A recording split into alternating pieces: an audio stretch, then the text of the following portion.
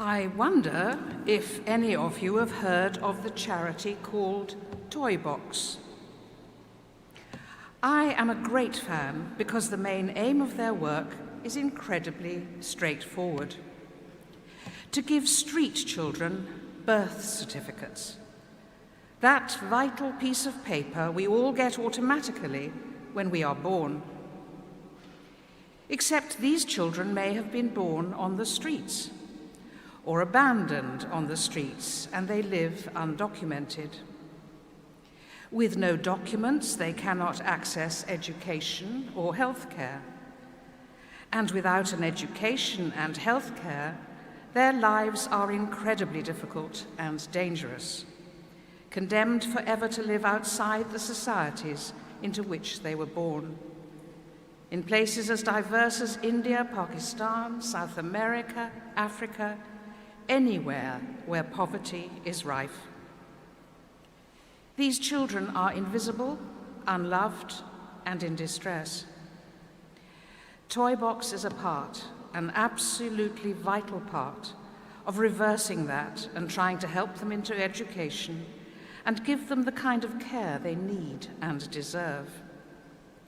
A birth certificate is the gateway to becoming members of society. The children will now be recognized and heard. We all need to be recognized and heard. And this evening we have had the great pleasure of witnessing Eva, Henrietta, and Jessica becoming full members of the choir. Mr. Halls has discerned in you musical gifts and talents, and you are now fully part of the choir. Well done. Recognition has been much in the news these last couple of weeks, with a discussion about gender recognition certificates, what they actually mean, and now a ruling as to what a woman actually is. This, I would say, is all part of our underlying human need to be seen, to be recognized, and in being recognized, to be validated. It is a strong and abiding strand in our lives, which goes to the root of what it is to be human. But what does this mean in the context of our faith? First, each one of us is unique, and as the psalmist has it, known to God even before we were born. Psalm 139 says, "You, God, created my inmost being. You knit me together in my mother's womb. My frame was not hidden from you when I was made in secret places. Your eyes saw my unformed body." We were recognized by God even in the womb. Second, this week's gospel passage too focuses on seeing and recognizing. After the resurrection, the two men on the road to Emmaus don't recognize the man who joins them to walk along the road until he breaks bread with them. He knew who they were, but they did not recognize him until, in a gesture which takes us right back into the upper room in Jerusalem before the crucifixion, when Jesus had supper with his friends and broke bread, they see him for who he is.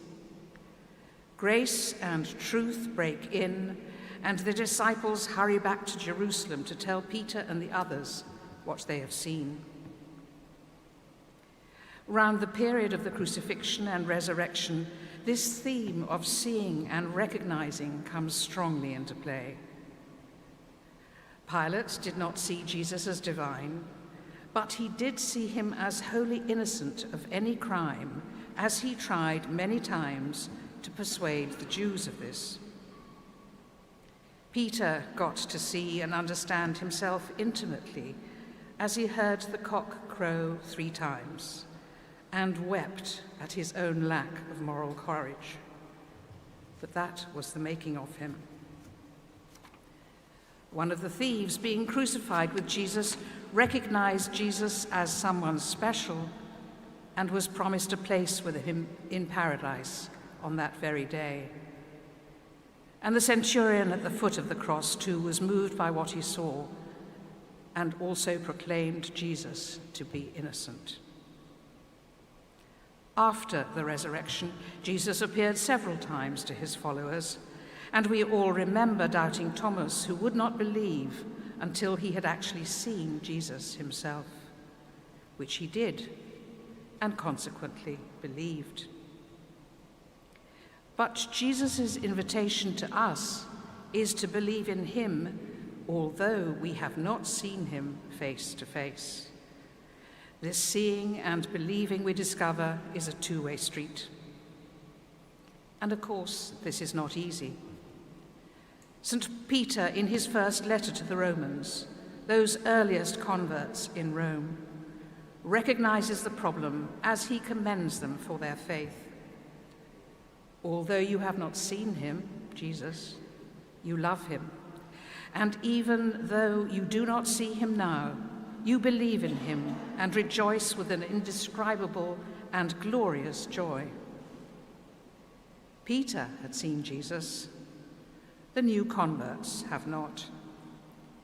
And yet they and we are called in faith to follow someone we shall never see here on earth. Paul writes in his first letter to the Corinthians that at the present we see these things dimly, as in a mirror. For now we know only in part, but then, as Paul writes of himself, I will know fully, even as I have been fully known. The mystery will be clear only when Christ gathers us to himself at our death, and we meet him face to face. Seeing is believing. But what we are called to do is to believe without seeing. We are recognized, but cannot see who it is who knows us so intimately. We are loved, and in return love what we cannot see. It is a tall order, but billions of us have been doing just that for over 2,000 years. We believe in the resurrection of Christ, which we have so recently celebrated, and all that flows from that earth-shattering event. Each one of us who believe has taken that step of faith. Recognized, seen, and loved, we all continue in fide vade, to go on in faith. That is Christ's gift and challenge to us on the road to Emmaus. Amen.